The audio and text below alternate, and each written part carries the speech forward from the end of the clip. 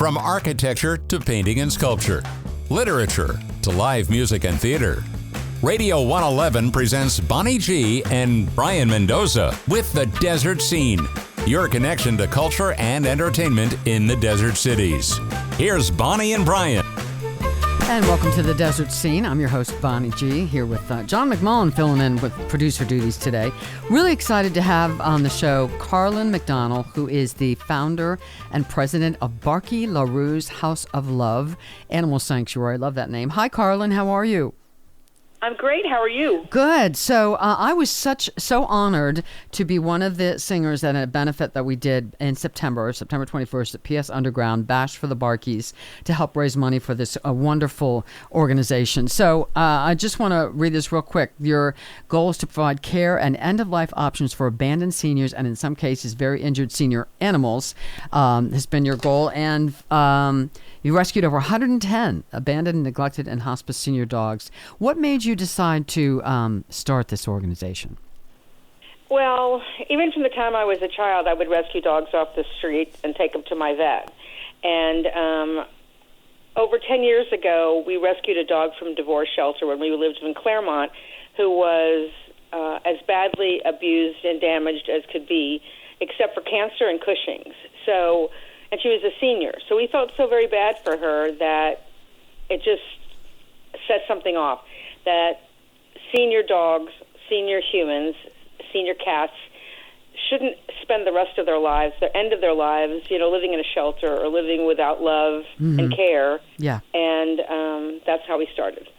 And so the sanctuary, do you want to say where it is? I'm not sure where it is, or do you want to mention that? We're located in Sky Valley. We don't usually publicize the name because we don't want people dumping their dogs in the location, but we're in Sky Valley. Yeah, okay. And how do these dogs come to you? How do you find them usually?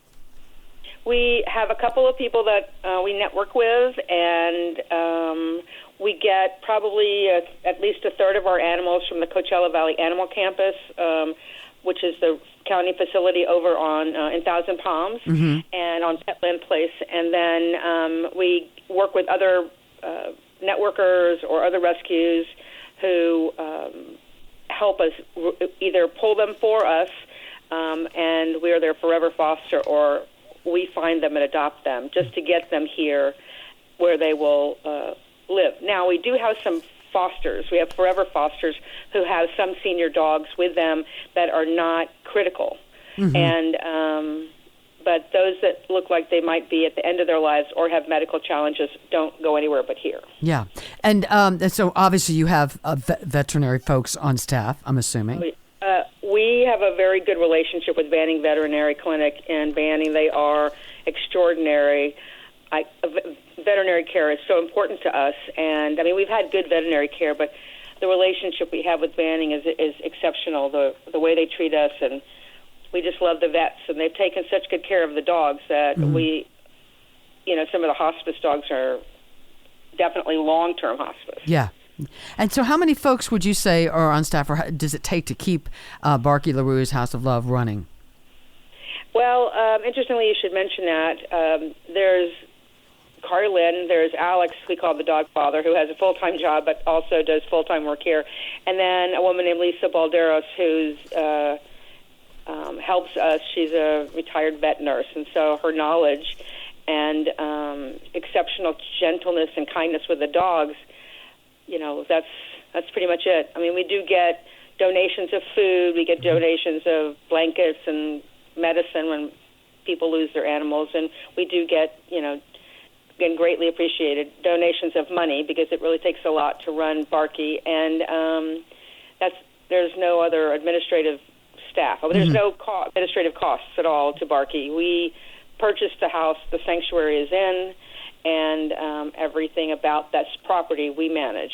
Okay. Personally. How did you come up with, I love Barkee Laroux. How did you come up with that name?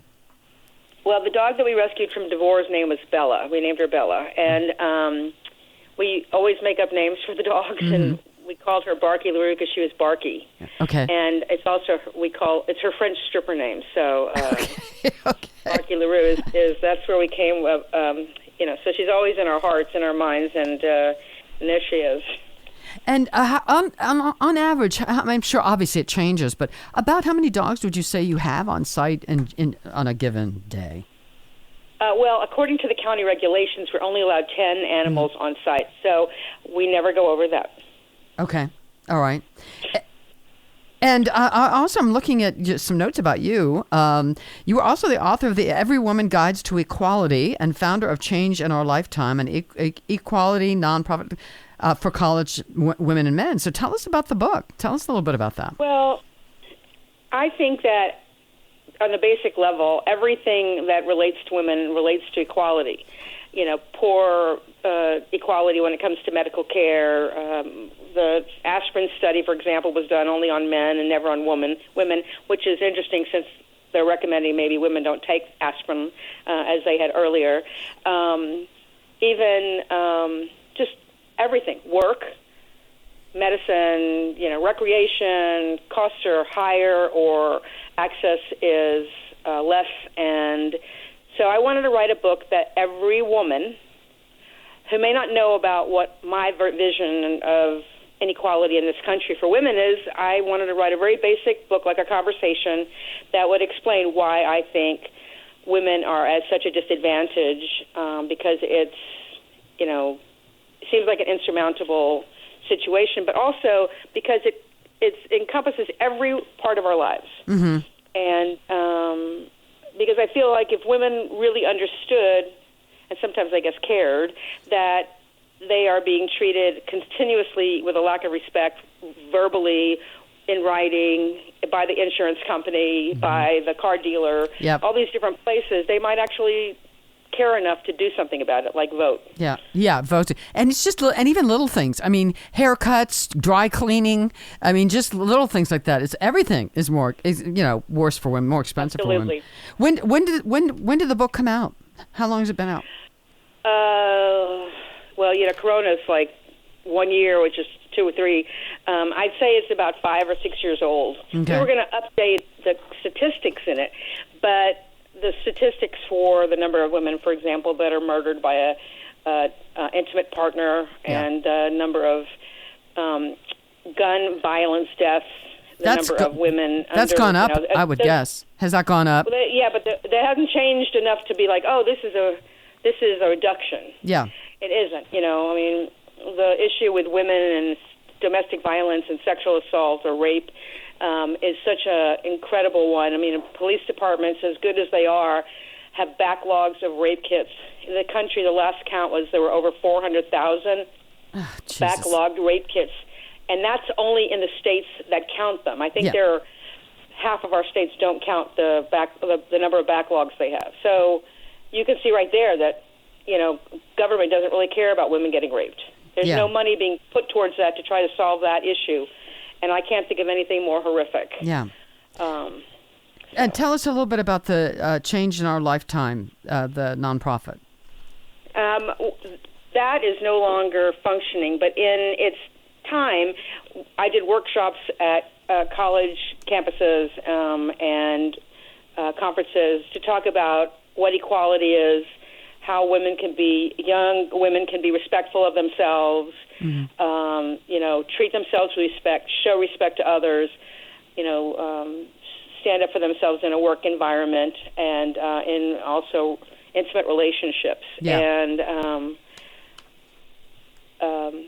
it just, college and universities, mostly public, don't have a lot of revenue. So it became a problem for them to be able to find revenue, and so some of those workshops just weren't being done. Yeah. So it's kind of sad because I felt like that was important for college campuses because that's where it all starts. The number of women who are raped on campus is, I think, 25% of all college women are raped. I don't really like to use sexually assaulted because I feel like it makes it too, it kind of makes it a little bit desensitizing. I like the word rape because it is in your face. In your face, yeah, totally. I totally get that. Well, let's go back to Barkee Laroux for a second. What have you learned personally? What have you learned from the experiences you've had with these senior dogs? Oh, my God. The animals are the most forgiving creatures in just ever. ever in it ever. Period. Yeah. That even at their worst, they still show love. Yeah. And they're just the most amazing, interesting, such personalities. They surprise us every single day. A dog that's 20 years old. We have one that's 20 and a half now, and we just rescued Betsy, who is pretty decrepit and was abused and everything. And she comes in the kitchen and looks at me like she wants a little more food. It's just that moment, or the moment they put their paw on you. It's just the amount of love that they're willing to give in spite of their circumstances is extraordinary. Yeah. And I also learned that I really don't like people, because people don't, I don't want to say hate because that's too strong a word, but okay. The way they treat their animals, if you look at the lost and found pages in our valley, people's dogs are out all the time. They're being killed by cars, which I can't think of anything worse for an animal to suffer. It's extraordinary, and spay and neuter. If anything, if I could choose one thing I would want California to have a spay and neuter law, because the shelters are overflowing. It's just insane. Yeah. But if I had to, love. Pure love is what comes from an animal. I'm surprised too. I see so many things online on Facebook. The dog lost, dog out. Well, what are these people doing with their dogs? Do they not have a fence? Do they? How do all these dogs get out all the time? It seems like a real epidemic. A lot of them are commodities. It's like they love their dog, but they're busy. Yeah. If you know your pool guy's coming or your gardener is, lock the door, lock the dog inside, or threaten your pool guy or gardener not to let your dog out. Yeah. We have we would never, first of all, we're very remotely. So a dog getting out here that we can't get back, we're never going to get again, because there's nothing between us and the mountains. Yeah. So we have a 6-foot fence, rattlesnake fenced, and the entrances to our house are all double gated. Yeah. So if they get out one area, they cannot get out unless we actively let them out. Mm-hmm. If somebody wants, I'm sorry. Yes. If somebody wants to help, donate, volunteer, etc., is there a website? How would they get a hold of you? They can. We have a website, Barkee Laroux, BarkeeLaroux.org. We're active on Facebook. There's a donate button on our Facebook page. Facebook doesn't take fees out like PayPal and Venmo are doing now. My number is 909-964-3187. We're always looking for somebody that might want to come and pet a few dogs. And we're always looking for people who are generous with their financial resources. Yeah. Well, I have to say, I have 2 big dogs at home. I'm a dog lover. I just don't understand the way some people treat their dogs. Thank you so much for putting this organization together and doing the work that you do, because it's just so crucial. And God bless you and the staff there. It's just, you're doing something that's crucial. I have to thank you, because if it wasn't for you and people that came that night, this was our very first friend-raiser. And if it wasn't for you and the beautiful singing, I just am so extraordinarily honored by it. And I want to thank you. So thank you so much. Well, thank you, Carlynne. Well, if you want me there next time, I'll be there. Absolutely. Carlynne McDonnell, thank you so much. Barkee Laroux, check it out, House of Love. And we'll see you guys next time on The Desert Scene.